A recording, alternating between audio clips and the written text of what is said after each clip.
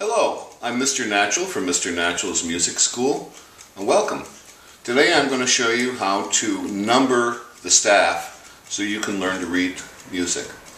Normally we would take a scale such as the C scale, C, D, E, F, G, A, B, C, and we would label it 1 for C, 2 for D, 3 for E, and so on and so forth. So it would be labeled 1, 2, 3, 4, 5, 6, 7. Each of those numbers represent a degree within that scale. The first degree being the root, or C, the second D, the third E, the fourth F, the fifth G, etc. It turns out that when you work with the staff, there are 5 lines and 6 spaces on the staff. And every line and every space creates a pattern.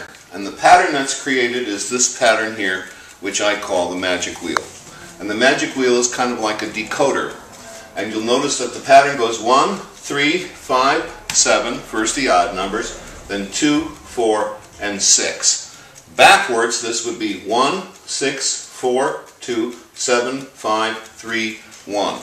And that is used to decode the music or decode the staff into the number patterns.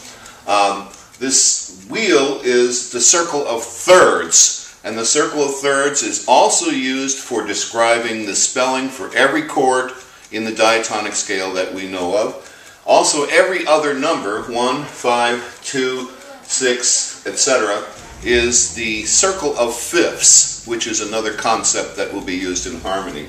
So let's see how we can use this to decode the staff. Now I can take this number pattern and I can place this on the staff anywhere I want, starting with the number 1 on any line or any space. At first I'm going to do just the lines. So if 1 is here, the line above will be 3, the line above that will be 5, the line above that will be the number 7, and the line above that will be the number 2. If we go to a ledger line above that, it will be the number 4, and if we do 2 ledger lines above that, it will be the number 6, and 3 ledger lines above that, and we return to the number 1. Going in the opposite direction, we have 1 going to the ledger line below. This pattern goes in reverse, goes from 1 to 6. 2 ledger lines below would rotate us down to the number 4, and 3 ledger lines below would rotate us down to the number 2. So now this is more than enough numbering to figure out how to read anything if the number landed on the first line. So now how do I apply this concept to keys? Well, first we're going to start with the keys that are the most popular for the guitar, which are the key of G, D, A, and E. These are the most popular keys played on the guitar.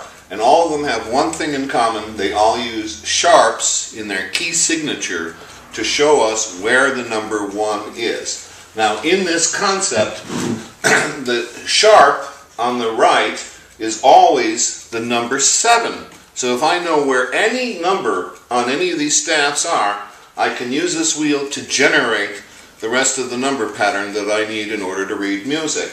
So the number here is really the number 7. So we're going to say that sharps are the number 7.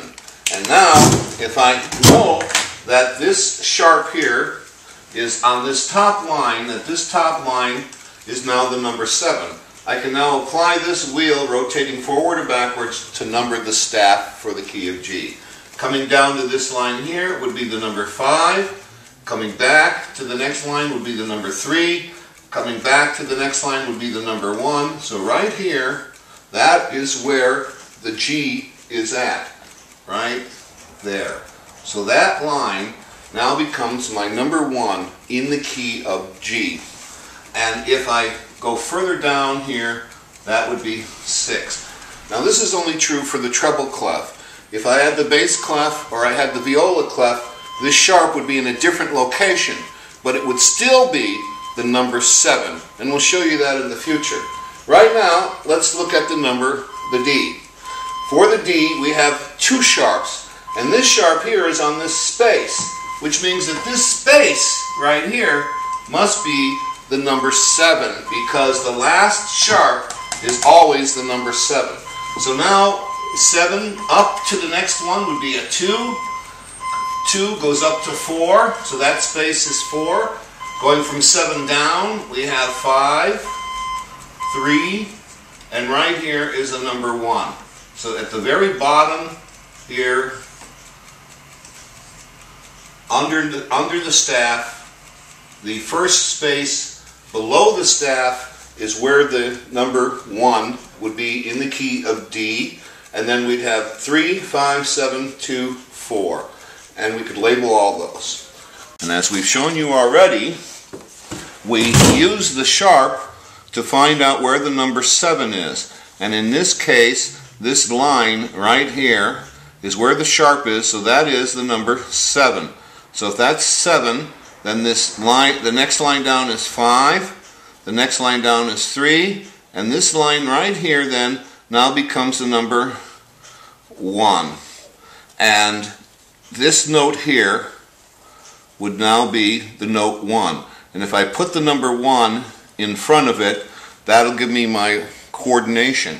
So now if I count backwards, this line would be 6, and being below that line, this starts out as the number 5. So I just write in front of it the number 5. Then this is the number 1, 1, 1, 1, 1, 1, 1, and then the line below is 6, so that's 5, and then 1, 1, 1, and then this would be 7, 1, 2, this space here would be 4, 4, 4, this line would be, the space is 2, 2, 2, because it's just one line above the 1.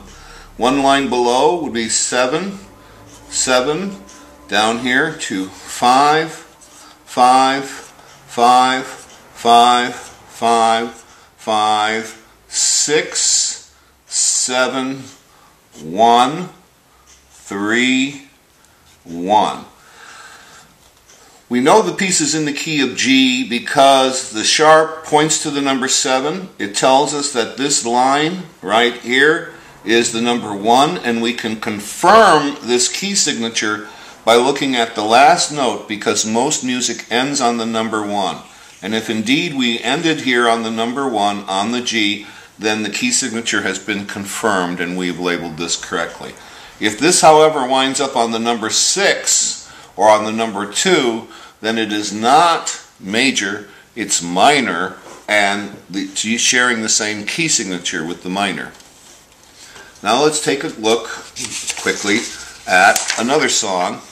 This time the song has 2 sharps, and this sharp is on the space right here, which is where the number 7 is at. So that space is 7, this space right here would be 5, that space would be 3, and the bottom space now is the number 1. So this is Do or 1. So that's a 1. This next note is a 1. Then we jump up to a 5, 5, we jump up to a 6, 6, come down to a 5, right here we have a 4, 4, 3, 3, 2, 2, 2, 2, 1. We jump up to a 5, 5, 4, 4, 3, 3, 2, 5, 5, 5, 4, 3, 3, 2, 1, 1, 5, 5, 6, 6,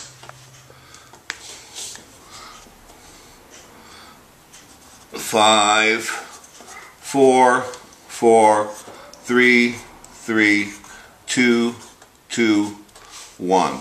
And now we've just labeled this song in the key of D. 1 1 5 5 6 6 5 4 4 3 3 2 2 2 2 1.